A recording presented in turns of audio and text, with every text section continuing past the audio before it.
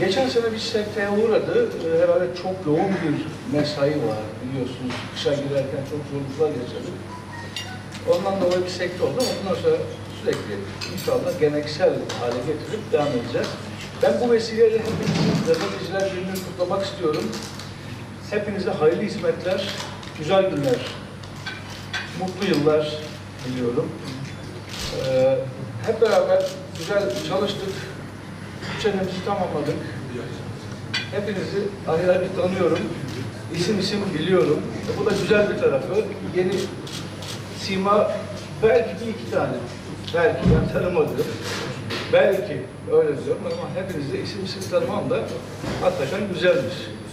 Şöyle bakıyorum da baya kandıs olmuşuz. Baya hiçli olmuşuz öyle diyelim.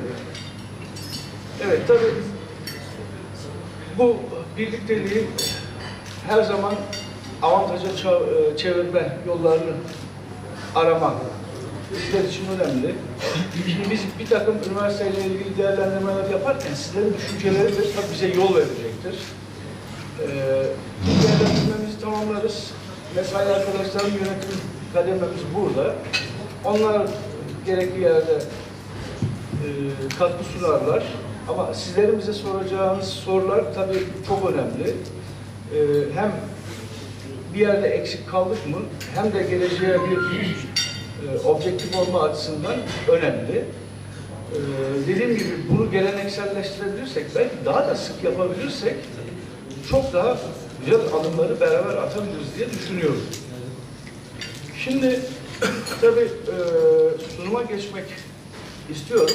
Bir sunum şeklinde aslında bu sene, şimdi geçen sefer bir bildiri şeklinde söylememiz zaman açısından belki zorluk çıkarabilir.